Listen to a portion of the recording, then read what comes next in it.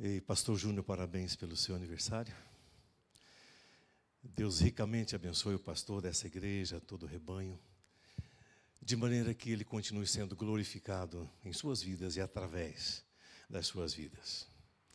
Uma alegria muito grande poder conhecer essa igreja que teve a audácia de tomar o Atagildo, a Tuíli, a família lá, onde nós juntos começamos a caminhar e a nossa história passou a ser uma. E no dia da recepção deles aqui, eu fiquei com muita vontade de surpreender. Quase que eu vim aqui fazer uma entrega oficial com as recomendações de um pastor coruja. Eu amo muito essa família.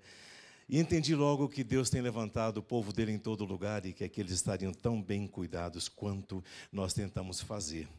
Ali no mato, onde moramos, Mato Grosso, cidade de Barra do Garças, de onde chegamos aí no fim da semana e, conforme já foi dito, participamos de um evento extraordinário que somou muito na nossa vida e tive o privilégio de vir com outros irmãos e irmãs, dos quais o presbítero Osmar, que está conosco hoje aqui, é tio do Atagildo, e a minha querida rainha Cíntia, esposa há anos, que está pertinho ali também, a nossa filha Shaila, a nossa caçula, que está um pouco atrás.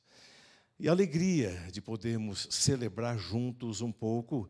Achei o pastor e o seu conselho muito corajosos em liberarem o púlpito para um camarada que ele nem conhecia face a face. No entanto, que Deus abençoe também essa coragem e nos dê a graça de podermos caminhar na noite de hoje de maneira que Ele seja glorificado. Eu reitero a alegria que tenho de estar com irmãos e irmãs, conhecendo um novo rebanho do Senhor Jesus e dizendo que, pela graça de Deus, temos estado há 3 anos e meio em Barra do Garças, Mato Grosso, pastoreando ali a segunda igreja e nos alegramos com mais esta oportunidade na vida que o Senhor nos tem dado. Eu gostaria de relembrar o que eu os ouvi cantando, pois não conhecia a música. O meu prazer é alegrar o teu coração, ó Deus. Cantaram isso, não é verdade? Eu quero continuar nessa mesma tônica. Se o nosso prazer é, de fato, alegrar o coração de Deus, o que é que nós temos que ser, o que é que nós precisamos fazer? E eu quero trabalhar isso nesta noite a partir da palavra de Deus e pedir que Ele nos oriente e que o nosso tempo seja, de fato, edificante, seja grande diante dos olhos do nosso Deus. Vamos orar mais uma vez? Pai Santo, bendizemos o seu nome pelo privilégio de poder chamá-lo de Pai, de termos um vínculo eterno estabelecido através de Jesus Cristo. Graças damos por tão grande salvação. Graças damos por sermos o povo que somos por causa de Jesus. E suplicamos que na noite de hoje, esse mesmo Cristo extraordinário venha falar aos nossos corações, preparando-nos de maneira que haja em nós aquele terreno bom, aquele canteiro adequado, para que a sua semente, ao cair ali, possa germinar, frutificar, segundo a sua vontade. Bondoso Deus, obrigado por esta igreja. Suplicamos que a sua graça cubra intensamente a vida do seu pastor Júnior, hoje aniversariante, pelo qual nós intercedemos junto ao seu trono de graça, como povo do Senhor. Que haja alegria no coração dele por poder servir e por poder ter mais um dia acrescentado na sua existência, podendo celebrar assim um ano mais de vida. Pai, nós o glorificamos e nos colocamos inteiramente, incondicionalmente nas suas mãos. Em o nome de Jesus. Amém. Amém. Querida igreja, nós tivemos na manhã de hoje o privilégio de passar lá pela igreja pastoreada pelo reverendo Dalzir, e foi para mim uma surpresa enorme, esposa da Cidinha, porque nós somos colegas no seminário há muito tempo atrás. E desde a nossa formatura, nunca mais nos encontramos. E que alegria foi poder chegar ali e ver que Deus continua agindo na vida dele, através da vida dele. E ele pôde falar um pouco da maneira como ele percebia a situação da igreja em Brasília, em torno, enfim. E, na verdade, quando nós caminhávamos para estarmos juntos na noite de hoje, ele falou: colega, deixa eu fazer um pedido a você. Fala para os irmãos lá do Cruzeiro um pouco do que você falou aqui para a gente.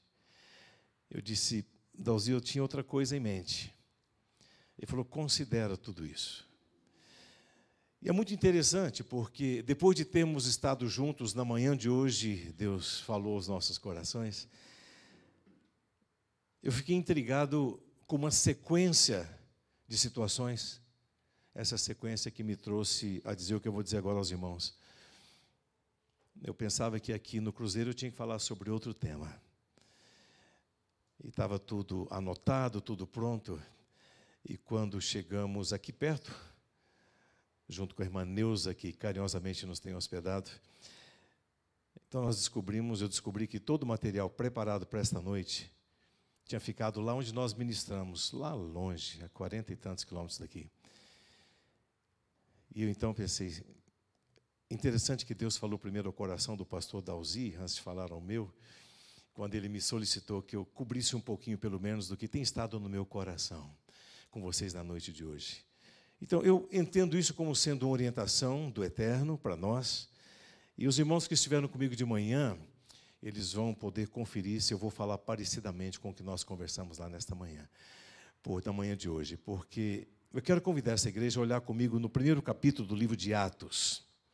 E vamos começar por aí. Atos, capítulo 1, versículo 7, começando então no versículo 6. E gostaria que você tomasse tempo para examinar comigo alguns textos nesse instante. Querida igreja, um dos pontos que tem enfraquecido, fragilizado, transformado a igreja de Jesus num grupo um pouco anêmico, estagnado, uma igreja que olha para os lados com vontade de fazer muita coisa, no entanto, às vezes, sem a condição de executar aquilo até que planejou. É, na maioria das vezes, pela facilidade que nós temos de nos preocuparmos com o que é secundário, com aquilo que é periférico. Dificilmente nós focamos a obra de Deus, a igreja de Deus, a vida do homem e da mulher de Deus com aquela objetividade para a qual nós somos desenhados e estabelecidos. E quando nós examinamos a história da igreja ao longo da sua performance, examinamos a história da igreja nos nossos dias e nos enxergamos aqui como igreja de Cristo, nós podemos perguntar o que temos nós a ver com tudo isso. E em quais frentes, especificamente, a igreja de Jesus tem sido afetada por perder a sua capacidade de impactar, de contagiar, de fazer diferença enorme, notória, relevante, perceptível, no contexto no qual ela está inserida. Nós sabemos que o Senhor Jesus não saiu por aí espalhando igrejas aleatoriamente,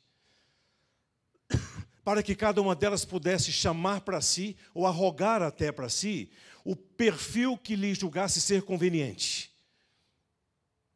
Mas Ele tem chamado a atenção minha e sua, como igreja de Cristo que nós somos, para que nós objetivemos o olhar do dono da igreja, cujo nome é o Senhor Jesus Cristo de Nazaré, para que, em função daquilo que Ele tem estabelecido, a nossa vida possa buscar alinhar-se com um projeto que não vem do meu e nem do seu coração, mas do coração dele mesmo. Porque foi Ele que disse: eu edificarei, não a igreja do vizinho, Ele disse, a minha igreja. E tem mais, você se lembra? As portas do inferno não vão prevalecer contra ela. E Ele falou isso porque entendia, como já havia declarado, que todo o poder lhe foi dado, tanto no céu quanto na terra. Ele sabia do que falava. Não era novidade para ele ser Deus. Porque desde a eternidade passada, o Senhor Jesus Cristo é 100% Deus. Ele não nos veio como uma imitação inferior ou barata, como alguns querem. Por isso ele teve a audácia e a coragem de dizer a Filipe: quem vê a mim, vê o Pai. Porque nós somos um. A palavra diz que ele é a expressão exata do ser de Deus. Mas a igreja tem muitas vezes olhado para tanta coisa que lhe parece muito interessante, muito convincente, muito alvissareira até. Às vezes deixando passar batido aquilo que é tão essencial, tão importante. Percebam comigo, irmãos e irmãs, que essa tendência não é nova. Se você olha em Atos 1:6, vai dizer: então os que estavam reunidos lhe perguntaram: Senhor, será este o tempo em que restaures o reino a Israel? O povo preocupado porque aquele Redentor, Libertador, Salvador, já tinha anunciado tantas vezes que teria que morrer, ser sepultado, depois ressuscitado, e que o Evangelho ou Boas Novas, ele só se completaria depois de todo esse ciclo. A nossa redenção não para nas comemorações do Natal, nem tão somente na morte de Jesus Cristo. Foi quando ele ressuscitou em toda a glória que a garantia do poder do Evangelho se completa. E o apóstolo Paulo então vai falar aos romanos que estavam meio que desencantados, envergonhados com aquela questão de Evangelho, à luz do que a cultura romana imprimia em suas mentes. Ele diz: olha, eu não me envergonho do Evangelho. Por quê? Porque ele, o Evangelho, ele é o poder de Deus para a salvação de todo o que crê. Sendo assim, por que é que eu vou me envergonhar daquilo que traz a transformação que todo e qualquer ser humano necessita? Mas o povo está preocupado. Dá uma tabelinha, Senhor Jesus. Quando é que o Senhor volta? Dá uma dica para a gente. Quando é que, quem sabe, o Senhor virá terminar a tarefa? Porque, como libertador, o jugo romano continua sobre os nossos ombros. Quando é que o Senhor vem terminar? O povo só tinha se esquecido, àquela altura, que ele já tinha dito uma vez, e por todas: está consumado. Nada mais precisaria ser feito pela nossa redenção. Este foi o brado de Jesus, alertando-nos, acalentando-nos, dando-nos a alegria de um Deus que veio para salvar e certamente salva. Você para e pensa comigo. Jesus então direciona a atenção daquela gente curiosa, dizendo: presta atenção no que é essencial. Deixe os periféricos para lá. Cuide daquilo que faz diferença. E ele começa com essa partícula adversativa lá no versículo 8. Olha, mas recebereis poder. Você lembra do versículo? Você está com a sua Bíblia aberta lá? Leia comigo. 1:8 de Atos, vamos lá? Mas recebereis poder. Muito bem, eu ouvi dizer que aqui em Brasília o pessoal é bom de leitura. Estava lá no Mato Grosso ainda quando eu escutei isso. Então eu gostaria de ouvir a igreja lendo em bom e alto som, declamando, proclamando a palavra de Deus. Atos 1:8, que foi a resposta do Senhor Jesus àquele questionamento feito pelos seus discípulos. Vamos juntos, Atos 1:8. Mas recebereis poder ao descer sobre vós o Espírito Santo. E daí? E sereis minhas testemunhas. Onde?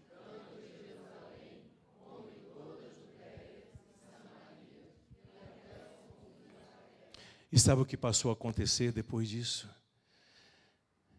Jesus já tinha dito: eu edificarei a minha igreja. Essa igreja passa a existir de uma forma tão tremenda, tão extraordinária, tão contagiante, tão impactante, que a gente vive até os dias de hoje buscando entender qual é o perfil desta igreja. Eu quero, em rápidas palavras, conversar com você sobre o perfil de uma igreja contagiante. O perfil de uma igreja contagiante. Assim que Jesus faz esse discurso, e os anjos chamam a atenção daqueles que estavam olhando, os atônitos, admirados com aquela situação toda, Jesus sendo levado de volta aos céus, eles são enviados de volta e alertados que do mesmo jeito que ele havia subido, ele desceria. Lembram-se disso? Ele voltaria. Pois bem, o que nós temos a partir daí é uma sequência de textos que nos fazem crer que, de fato, tendo a igreja sido plantada para ser contagiante, ela viveu em toda a sua intensidade essa ordem, esse legado. Se não, confira comigo em sua Bíblia, capítulo 2 de Atos mesmo, versículos 42 a 47. Dá uma olhadinha com carinho aí. E está dizendo que aqueles convertidos, aqueles crentes no Evangelho, perseveravam na doutrina dos apóstolos e na comunhão, no partir do pão e nas orações. Diz que em cada alma havia temor e muitos prodígios e sinais eram feitos por intermédio dos apóstolos. Todos os que creram estavam juntos e tinham tudo em comum. Eles vendiam as suas propriedades e bens, distribuindo o produto entre todos, à medida que alguém tinha necessidade. E mais, diariamente, o que é que eles faziam? Perseveravam unânimes lá no templo. Partiam o pão onde? Até de casa em casa, e tomavam as suas refeições com alegria e também com singeleza de coração. O que mais que eles faziam? Versículo 47. Louvavam a Deus e cantavam e contavam com a simpatia de todo o povo. E o que é que o Senhor fazia naquele contexto? Uma coisa que nós vivemos pedindo muitas vezes: Senhor, traga crescimento para a nossa igreja, quais são as estratégias que nós vamos adotar agora, o que é que faremos? Porque entra ano, sai ano, a nossa igreja continua do mesmo tamanho. Senhor, misericórdia. E nós vamos ler livros de estrategistas dizendo o que fazer para a igreja crescer. A palavra diz que é fácil. Primeiro precisamos entender que não é nossa a tarefa de produzir o crescimento da igreja. Quem dá o crescimento é Deus. Um pode até plantar, o outro rega, mas o crescimento vem de quem, igreja? Do Senhor, está escrito. Quando eu arrogo para mim a responsabilidade de fazer a igreja crescer, ai de mim, patético pastor, que pensa que tem nas suas mãos e nas suas habilidades, sejam elas quais forem, a habilidade e o poder de gerar crescimento autêntico, genuíno na igreja de Jesus Cristo. Nós podemos promover um belo de um inchaço, mas crescimento vem só das mãos do nosso Senhor Jesus Cristo. A palavra diz que a igreja impactava, ela contagiava, e fala em 3.000 que se convertem, 5.000 que se convertem, e a situação vai se tornando não só complicada, mas chamando também a atenção das pessoas que aderiam à fé, que criam em Jesus. Capítulo 4, versículo 32, aí na sua Bíblia, ainda em Atos. E tem a música que diz: da multidão dos que creram era um coração, não é? Música muito bonita, por sinal, cantando sobre a unidade na diversidade. Muito interessante a música. Mas a palavra nos diz, 4:32, da multidão dos que creram era um coração e a alma. Ninguém considerava exclusivamente sua nenhuma das coisas que possuía. Tudo, porém, lhes era comum. E com grande poder os apóstolos davam testemunho da ressurreição do Senhor Jesus, e em todos eles havia abundante graça. A sequência do texto é bastante parecida com o que nós acabamos de ler. Mas a graça de Deus, aquele favor que o povo não merecia, como você e eu na noite de hoje também não merecemos, mas recebemos graças a Ele, era abundante no meio do povo. Quando nós chegamos lá no capítulo 6, ainda uma narrativa extraordinária sobre esta mesma igreja. Versículo 7 vai dizer o seguinte, confira lá: crescia a palavra de Deus e em Jerusalém se multiplicava o número dos discípulos. E sabe o que acontecia até com os religiosos? A Bíblia diz que muitíssimos sacerdotes obedeciam à fé. Já não era suficiente ser um bom religioso. Era necessário entender por que foi que Jesus Cristo veio ao planeta Terra. E até líderes que falavam constantemente a respeito daquilo, entenderam o significado daquilo em suas próprias vidas. E a palavra vai falando então dessa transformação extraordinária. Se nós já estamos no capítulo 6, nós vamos ter que passar, obviamente, para chegarmos onde eu preciso, lá no capítulo 9, nós vamos ter que passar pelo capítulo 8. Agora, o capítulo 8 me chama muito a atenção. Eu peço que você dê uma olhada com carinho para o texto sagrado. Lembrando que Deus escreveu um livro, e o nome dele é Bíblia, e está na sua mão agora. Então vamos olhar com carinho para isso. E é interessante que essa situação descrita em Atos capítulo 8 é sagrada, foi dada por inspiração divina, é palavra de Deus, está aí, nas Sagradas Escrituras. Mas é também um evento que a história das civilizações narra, fala a respeito disso. Não que eu pense que você precise de confirmação da história, ou dos livros, ou das enciclopédias para entender isso, porque a palavra dizendo já basta. Mas é interessante quando você vai encontrar esse mesmo evento com o nome de diáspora, não é? E o capítulo 8 vai dizer assim no versículo 1, naquele dia, levantou-se grande perseguição contra a igreja de Jerusalém. E a palavra diz que todos, exceto os apóstolos, foram dispersos pelas regiões da Judéia e Samaria. Você imagina comigo o contexto de algo recém-implantado, com uma promessa extraordinária feita a respeito daquela implantação. Era a igreja de Jesus. É aquele sucesso, tudo dando certo. A ponto do povo pensar que Jerusalém tinha se tornado um pedacinho do céu na terra. A igreja crescia tanto, a comunidade não cristã admirava tanto a conduta dos cristãos, e caiu na graça do povo. Impressionante isso. O povo então pensa, está tão bom esse negócio que vamos preservar, vamos manter isso daqui. Acontece que quanto mais você estuda a palavra de Deus, você vai perceber que nela não existe o espaço para a estagnação espiritual, o estacionamento da sua vida de fé, de crescimento. Não existe. Nós somos conclamados desde o Antigo Testamento a que conheçamos e prossigamos em conhecer ao Senhor. Não há limites, porque os limitados não esgotam aquele que não tem limite. Seria tolice nossa pensarmos em esgotar o conhecimento de Deus. E o que nós vemos aqui, querida igreja, é uma realidade extraordinária que nós precisamos trazer para os nossos dias.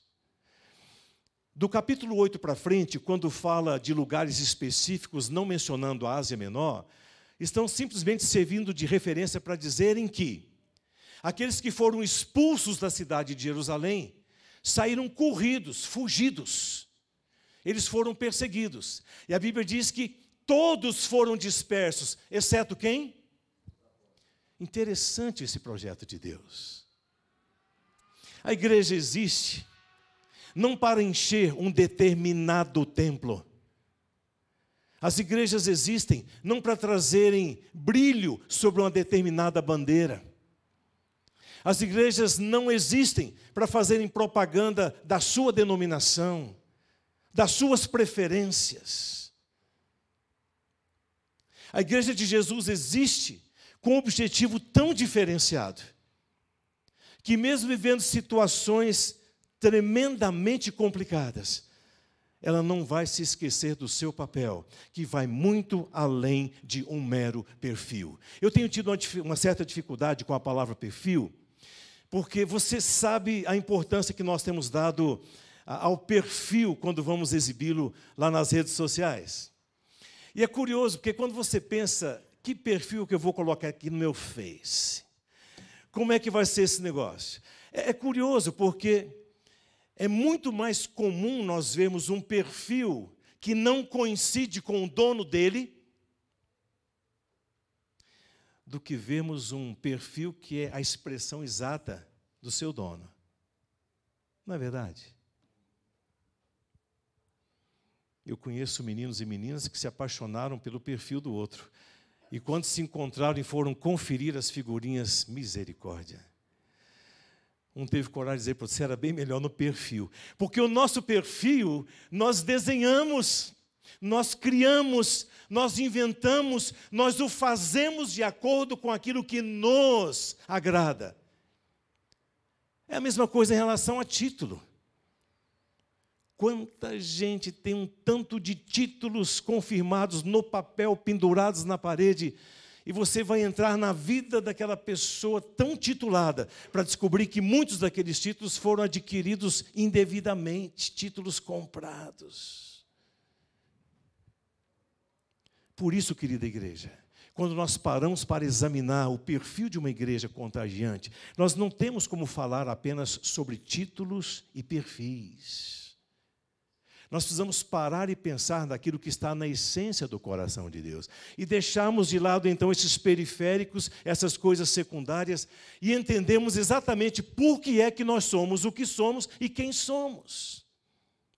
E tem um texto extraordinário que nos ajuda a entender isso aí. Eu gostaria que você tivesse o capricho, o carinho de abrir comigo a sua Bíblia, lá em 1 de Pedro, no capítulo 2, e versículo 9.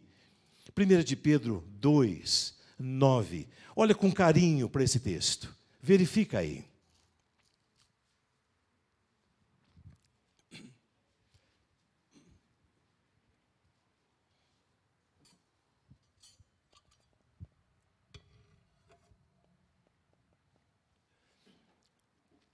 A palavra diz assim: vós, porém, sois raça eleita, sacerdócio real, nação santa, povo de propriedade exclusiva de Deus. Até aqui está definindo, alguns diriam, o perfil. Acontece que, em nome desse perfil, as nossas igrejas têm sido machucadas. Elas têm sido agredidas. Porque o perfil que nós estabelecemos muitas vezes para as nossas igrejas é o perfil da nossa preferência. E há, muitas vezes, contradições nesses perfis estabelecidos e publicados. Tenho tido algumas decepções, quando convidado para pregar num ou no outro lugar, você vê lá na placa da igreja, esta é uma igreja da verdadeira comunhão. Aqui, uma igreja da família. Cada igreja tem pensado no seu perfil e umas têm coragem de escrever na placa. Isso é bom ou ruim. Bom ou não, não é?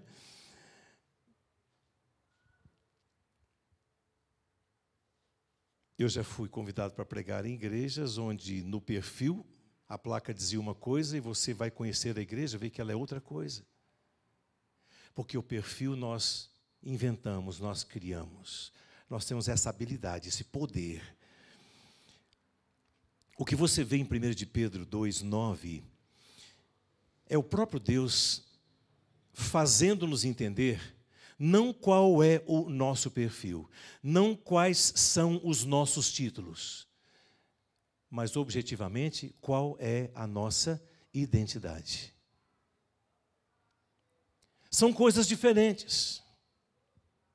Você pode proclamar um perfil, mas a pessoa, ao relacionar-se com você, vai ver que você é muito melhor do que o perfil que você proclamou, porque a sua identidade é outra, é diferente muitas vezes.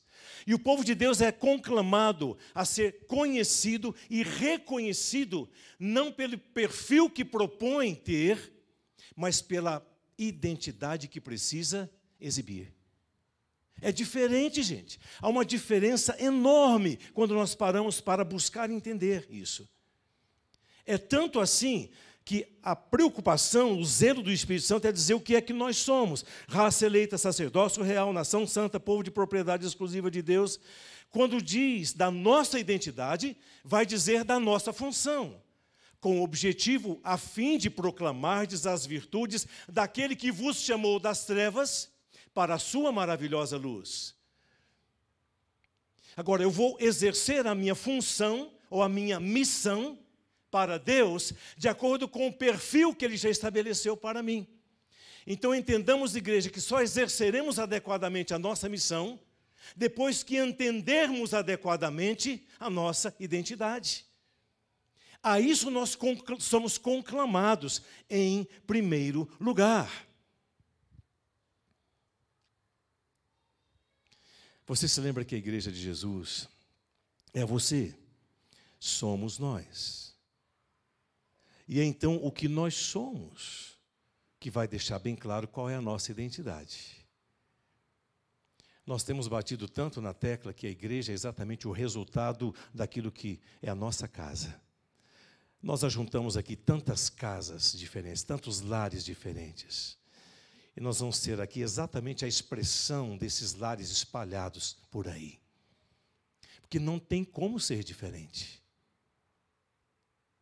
E se nós estabelecemos um perfil diferente daquele que Jesus já estabeleceu, se nós estabelecemos uma identidade diferente da que Jesus já estabeleceu, nós corremos o seríssimo risco de sermos uma situação tão anômala, tão complicada, que o que é que somos nós? Quem seremos nós? Perceberam que nos textos que nós lemos, descrevendo aquela maneira de contagiar que a igreja primitiva tinha, para dizer em cada um deles que tudo era feito de acordo com a orientação daquele que havia dado ao seu povo uma identidade. Todos os textos. É saudável a igreja que admite, que assume e que pratica a identidade que Jesus deu a ela. É quando isso acontece que então ele vai dizer, e nós vamos concordar com ele, que as portas do inferno não vão prevalecer contra ela. Mas qual é o perfil de uma igreja contagiante?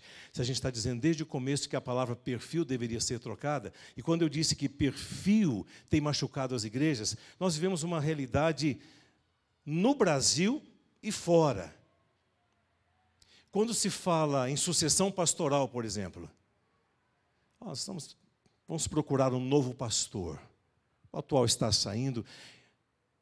É curioso como se usa tanto a palavra perfil.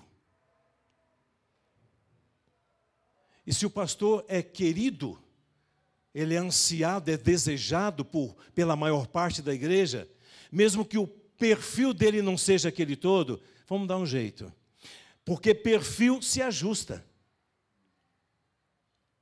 O outro lado é da igreja pensar, nós não somos o perfil desse pastor, mas nós o queremos tanto, vamos fazer alguns ajustes no nosso perfil, porque ao final a gente vai dar um jeito, a gente vai fazer um bom casamento. Amada igreja, esse é o nosso jeitinho, não só brasileiro, mas de humanos pecadores, para fazermos alguns ajustes e com eles corremos o risco de deixarmos fora da jogada exatamente o dono da igreja. Porque quem vai fazer diferença na vida da igreja é a identidade que Jesus Cristo deu para ela. Percebam que não se fala em missão, não se fala em proclamar as virtudes dele, até que nós entendamos satisfatoriamente qual é a nossa identidade. Esse povo precisa entender que é povo de propriedade exclusiva de Deus, a fim de, com o propósito de proclamar as virtudes daquele que lhe deu essa identidade, daquele que fez isso na sua vida. E nós vamos contagiar apenas visando a eternidade do ponto de vista da nossa identificação com a identidade do Senhor Jesus Cristo. Não tem outra maneira. Que então Ele nos ajude nesse processo. Então, qual é o papel de uma igreja contagiante? O que é que nós precisamos fazer para sermos uma igreja que contagia? Olhando para as páginas aqui da igreja primitiva no livro de Atos, eu quero apenas pincelar 3 pontos extremamente importantes. E eu oro ao Senhor, pastor Júnior, que esses pontos possam circular na veia onde corre o sangue desse rebanho aqui. Eu realmente peço isso, porque olhando para as Escrituras, embora haja tantas outras coisas, eu quero apenas pontuar 3 itens. E não é para que possa assim ser chamado de sermão presbiteriano, não. É porque nós poderíamos pontuar tantas outras coisas, mas eu quero falar a primeira delas, que é exatamente o seguinte. A igreja, para viver bem o seu papel e contagiar, ela não vai fazer do seu templo os seus limites.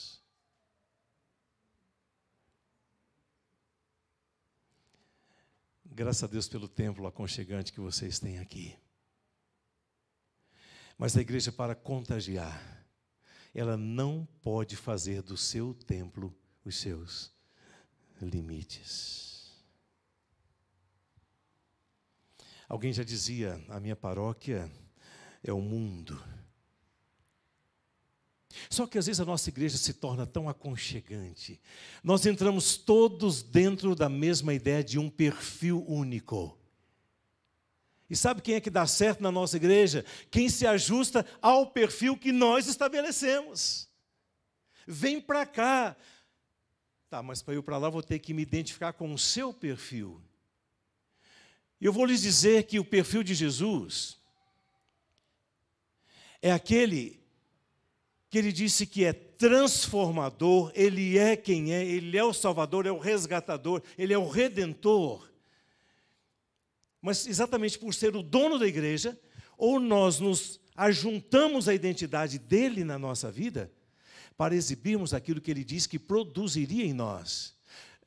Vejam comigo alguns paradoxos. A Bíblia diz, por exemplo, que o ladrão, falando lá do diabo, vem só para fazer o quê? Roubar, matar, destruir. Vocês lembram disso? Mas quando vai falar do que Jesus veio fazer lá em João 10:10, eu, no entanto, vim para que vocês tenham vida. E que tipo de vida, gente?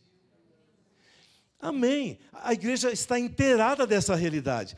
Eu vou fazer uma perguntinha básica, você não precisa levantar a mão. Tendo você crido em Jesus Cristo como seu Salvador, sendo Ele o dono da sua vida, do seu coração, com Jesus Cristo, fatalmente vem a sua vida abundante. Não existe uma vida abundante divorciada da pessoa, da intimidade com Jesus Cristo. E nós dizemos ter intimidade com Jesus. E por que muitas vezes nós não vivemos uma vida abundante? É cruel pensar assim.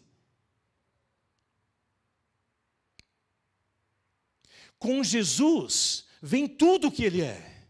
É por isso que o apóstolo já diz, quer saber, já não sou eu mais quem vive, mas é Ele que vive em mim. Olha para mim, você vai ver Jesus em mim.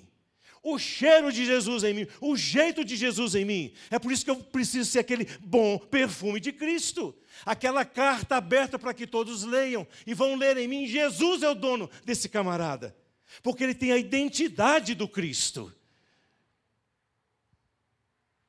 Aí você pode usar o perfil, ele tem o perfil de Jesus. Quer conhecer o perfil de Jesus? Venha para as Escrituras. É um perfil imutável, porque Ele é Deus. Não é o mesmo ontem, hoje e será para sempre? É assim.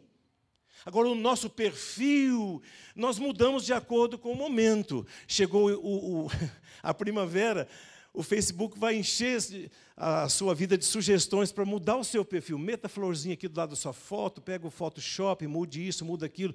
Põe um negócio do jeito que você quer ser visto ou percebida. Porque nós podemos mudar o nosso perfil. Mas a nossa identidade em Cristo Jesus, que é aquela que contagia, Ele já estabeleceu. Não tem música, eu tenho a marca de Cristo em mim, assim por diante. Tem uma música que diz isso.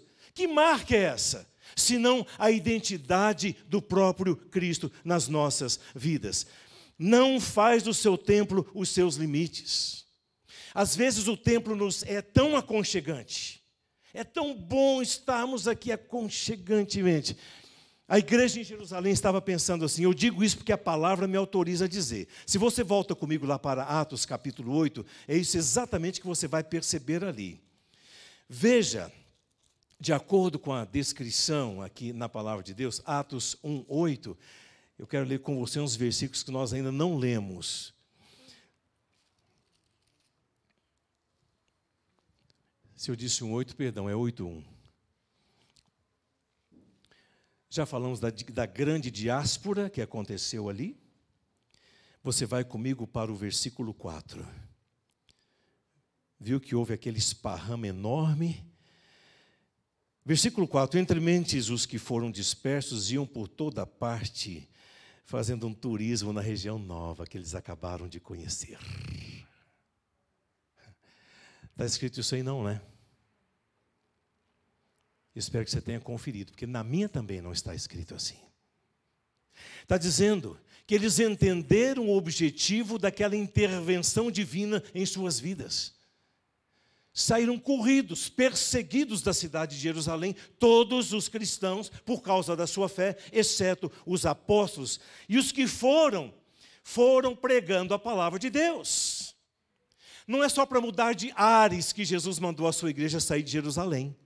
Não é só para buscar um novo campo missionário que Jesus mandou a sua igreja sair de Jerusalém. Não é só para aprender uma nova língua e uma nova cultura que o Senhor Jesus mandou a sua igreja sair de Jerusalém. Porque ela estava muito bem, obrigada, lá na cidade de Jerusalém. Foi porque o objetivo de Deus em sustentar o seu povo no planeta Terra é para fazer com que a identidade de Jesus impressa em nós seja proclamada. E o povo entendeu isso ligeirinho, acaba de sair e vai sentido norte até a Ásia Menor lá em cima. E a palavra diz que aqueles que saíram foram pregando a palavra de Deus. Este é o objetivo quando Deus nos leva para lá ou para cá. E nós ainda corremos o risco de acharmos que vale a pena investirmos tanto para que o nosso aconchego seja preservado. Deus nos dá aconchego às vezes, e qual de nós não precisa nunca de um colinho, de um ombrinho para chegar? O de Deus está sempre disponível. Mas Ele disse: você quer ser realmente um portador, um proclamador da minha identidade? Vá, não faça do seu templo os seus limites. No mesmo capítulo, lá no versículo 8,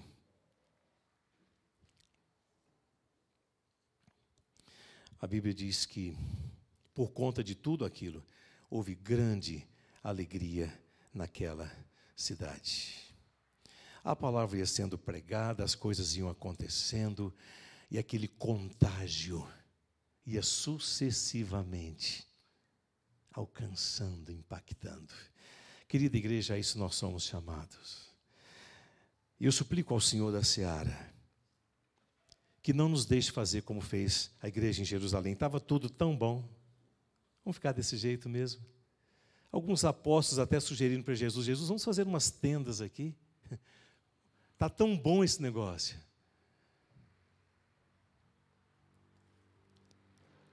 O perfil de uma igreja contagiante é aquele quando ela não faz do seu templo os seus limites. Uma segunda ideia, que também a palavra nos ensina, é que de vez em quando essa igreja se ajunta para aprender um pouco mais. Deus estabeleceu a igreja, Deus deu à sua igreja mestres, homens e mulheres com habilidade na compreensão das Escrituras, para que possam encorajar uns aos outros.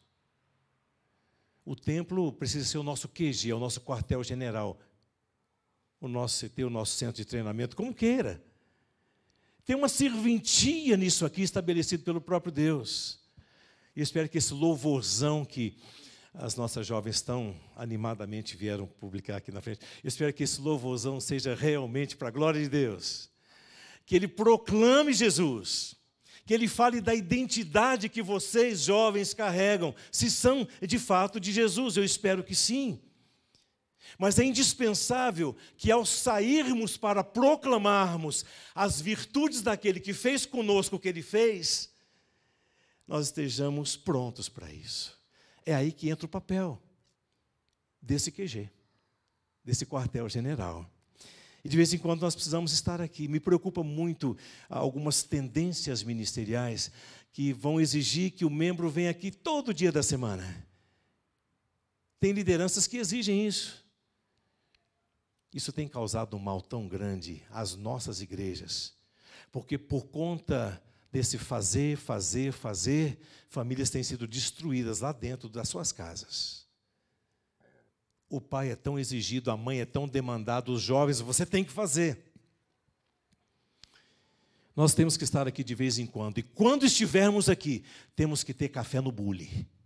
Nós temos que ter coisa boa, temos que ter filé de primeira, carne boa, para alimentar o povo de Deus, para que esse povo, ao sair a proclamar, tenha o que dizer e saiba como proclamar.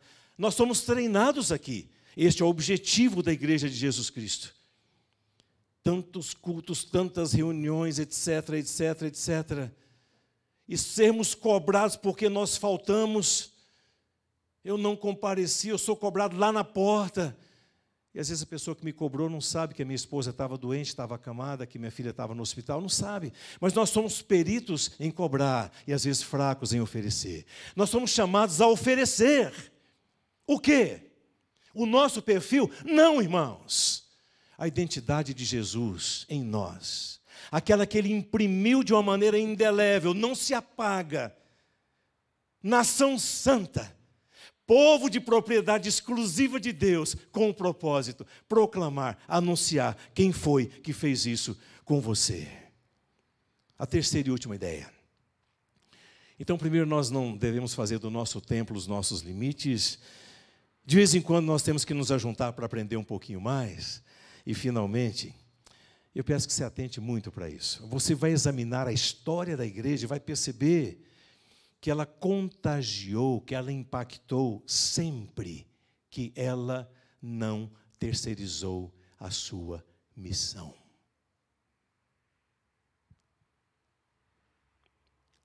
Tem igrejas que se gabam de sustentar 10, 20, 30 missionários lá no campo missionário. Oh, que coisa linda! Tem gente que fica até arrepiada com isso. E você olha às vezes para a vida da igreja. O papel dela simplesmente foi terceirizado, porque você não vê um povo que se dedica à proclamação da sua missão. Muitas igrejas preferem elevar qualquer agência missionária, esquecendo-se do fato de que Jesus Cristo pagou pela sua igreja um preço elevadíssimo. A isso nós somos conclamados, irmãos, irmãs.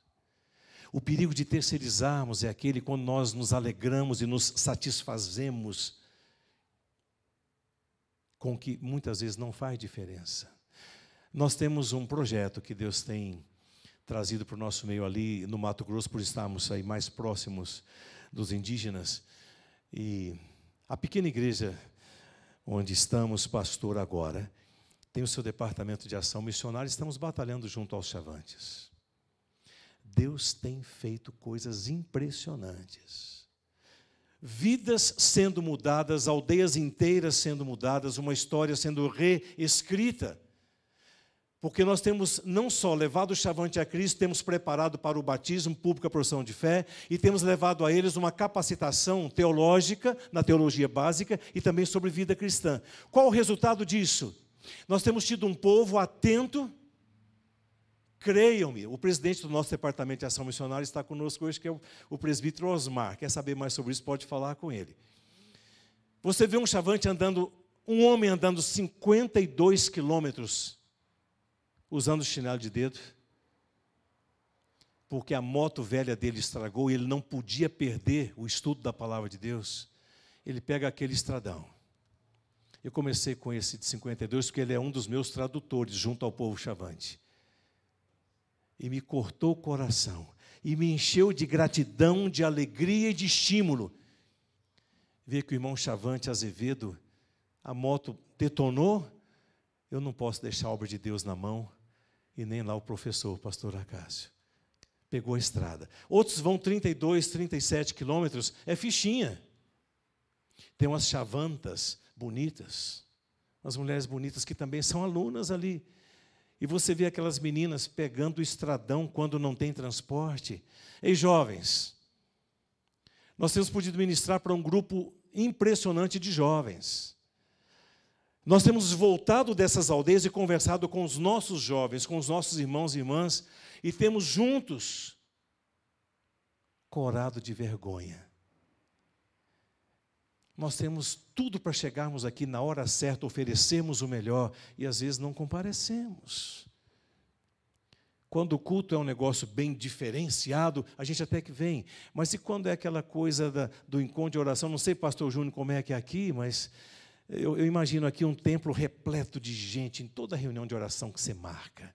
Isso aqui deve estar derramando de gente, porque orar... Não é não, né, irmão? Na igreja que eu pastorei também não é.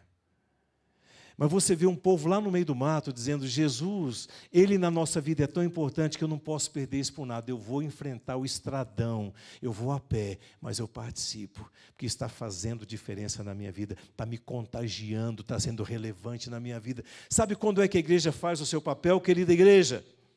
Quando ela se ajunta várias vezes para aprender um pouco mais. Mas muito importante, quando ela não terceiriza a missão que recebeu. A Bíblia diz: cada um de nós. Em quem deve estar a identidade de Jesus? Em cada um de nós. Qual de nós recebeu uma missão? Em cada um de nós, onde está a identidade de Jesus. Não é isso que ensina 1 de Pedro, capítulo 2, versículo 9?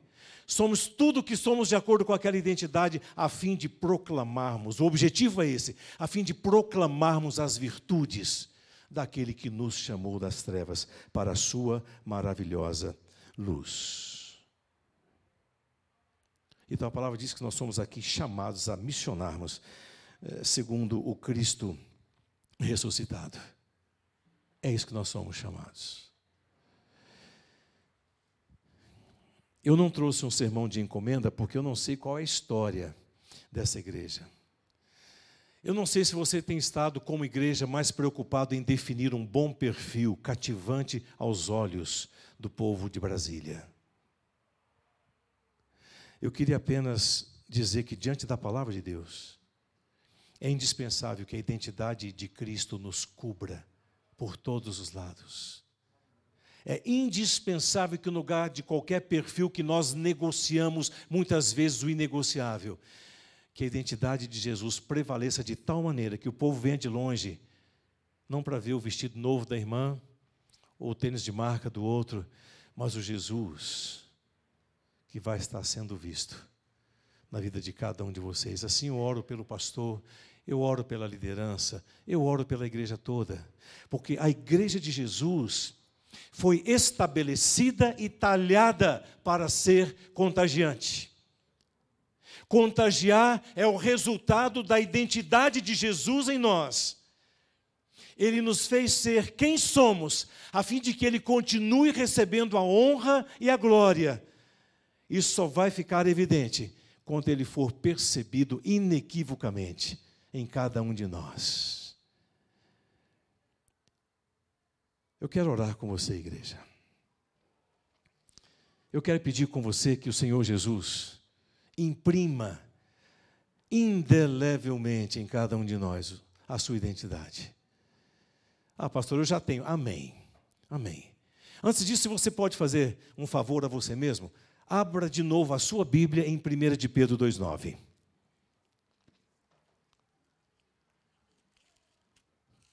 E se esses queridos da música pensarem em qualquer coisa que tenha a ver com o que nós conversamos aqui, fiquem à vontade, podem soltar a música depois, porque é tão importante, a música vem para ajudar a gente a entender melhor. 1 de Pedro 2,9. Vamos ler juntos? Porque nós vamos falar aí, vamos recitar a nossa identidade e a nossa missão. Lembrando que a nossa identidade é a identidade de Cristo impressa em nós. E a missão que nós não devemos terceirizar é a de proclamarmos as virtudes dele, do Senhor Jesus, que imprimiu em mim e em você o que ele é. E somente assim que a vida vale a pena. Vamos ficar de pé comigo? Você pode fazer isso? Se puder, os que puderem, por gentileza. 1 de Pedro, capítulo 2, versículo 9. Vamos recitar isso aí com todo o pulmão, com toda a força. Vamos dizer ao Senhor que nós realmente confiamos nisso e que nós queremos ser aquele povo que não faz do seu templo os seus limites. Nós queremos ser aquele povo que de vez em quando até se ajunta, mas com o propósito de aprender mais para servir melhor. E que nós queremos ser aquele povo que não vai querer terceirizar a sua missão. O que Deus chamou cada um de nós para fazer, nós precisamos fazer. É isso que a palavra de Deus nos ensina. Vamos falar bem alto, 1 de Pedro 2, 9. Vamos lá? Vós, porém, sois raça eleita, sacerdócio real, nação santa, povo de propriedade exclusiva de Deus. Para quê? A fim de proclamardes as virtudes daquele que vos chamou das trevas. A obra foi completa nele, em Jesus Cristo, cuja identidade é a nossa hoje e será para sempre. Deus abençoe.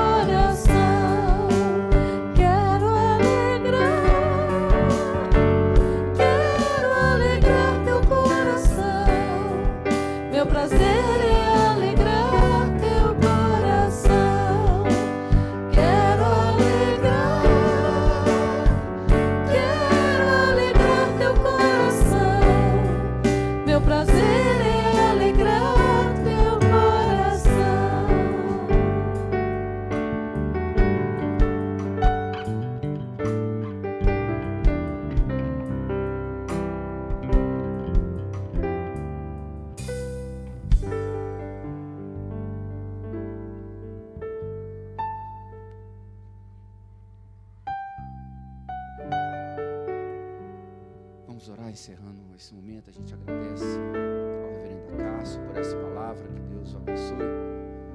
E quando passar por Brasília, já sabe, o convite está aberto para ministrar a palavra. Que Deus o abençoe. Cíntia, presbítero, amém. Vamos orar.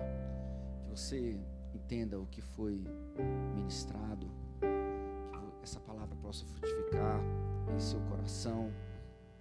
Vamos orar. Deus amado, obrigado pela palavra que ouvimos, Senhor, pelo desafio que foi ministrado aos nossos corações pelo poder do Espírito Santo. Nós somos a igreja, Senhor. Quando afirmamos em conversas nos bastidores que a igreja não evangeliza, nós somos a igreja. Porque muitas vezes, Senhor, em nossa fala, nós não é ninguém, mas nós somos a igreja. Quando afirmarmos que a igreja não ora, nós somos a igreja. Quando afirmarmos que a igreja está apática, nós somos a igreja. Nós somos a igreja. Pai, não queremos transferir as responsabilidades para terceiros. Nós somos a igreja. Nós somos as pedras vivas do teu altar. Não somos museus ambulantes, somos pedras vivas, Senhor. Deus, em nome de Jesus, que o teu Espírito abra os nossos corações e nos convença do pecado, de não entendermos biblicamente o que é igreja. Pai amado, que o teu Espírito nos convença da nossa falta de visão da igreja, das nossas visões distorcidas do que significa ser igreja, dos perfis carnais, caprichosos, que não são bíblicos, Pai, que tem conduzido a nossa vida por anos a fio. Tem misericórdia, Senhor, que a tua palavra nos transforme, Senhor, e só a tua palavra pode nos transformar. Pai amado, que o Senhor abra o nosso entendimento para entendermos a importância das disciplinas espirituais, com esta igreja que foi ministrada hoje, com oração, com partir do pão, com o estudo da palavra. Nos dê zelo, Pai. A tua palavra diz que maldito é aquele que faz a obra do Senhor de forma relaxada, Senhor. Muitas vezes é isso que temos feito, Senhor, a tua obra de qualquer jeito. Mas obrigado por essa palavra, no desafio, no poder que há no nome de Jesus. Pai amado, a igreja só vai ser jovem quando o jovem for igreja. A igreja só vai ser adolescente quando o adolescente for igreja. Isso serve para qualquer segmento da igreja. Precisamos ser igreja, Senhor. Homens, mulheres, jovens, adolescentes, crianças, todos estão dentro desse projeto maravilhoso de ser igreja, olhando para o perfil de Cristo, nosso Senhor e Salvador e nosso Supremo Pastor. Que o Senhor nos leve em paz, nos dê uma noite abençoada, que o Senhor restaure em nós. O que a tua palavra diz: alegrei-me quando me disseram, vamos à casa do Senhor. Antes o meu prazer está na lei do Senhor, e nela eu medito de dia e de noite. Só assim, Pai, vamos compreender o que diz a tua palavra, expressa pelo salmista: Senhor, abre os meus olhos, para que eu contemple a beleza da tua lei. Abra os nossos olhos, Senhor. Que esta semana tenhamos uma semana de abertura dos nossos olhos para a beleza da lei, para o espírito verdadeiro da lei, para a beleza dos meus mandamentos, como Cristo ensinou. Porque os meus mandamentos não são penosos, é o que o Senhor ensinou. Não são. Queremos que o Senhor fale aos nossos corações, como falou hoje, e que essa palavra frutifique em nossos corações para a glória do teu nome.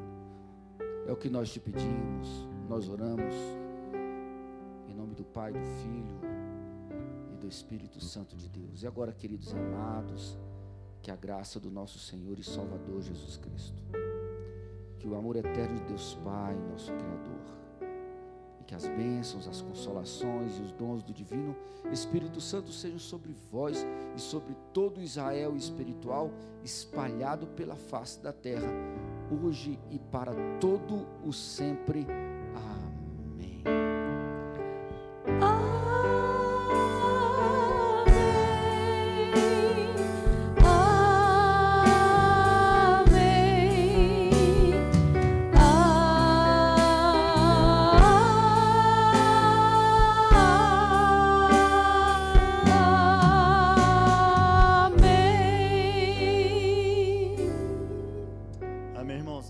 São convidados a subir aqui para o salão social, irmão, não cantar parabéns para o pastor Júnior, tá bom? Antes de ir embora, 5 minutinhos, vamos subir aqui no salão social, todos convidados. Parabéns.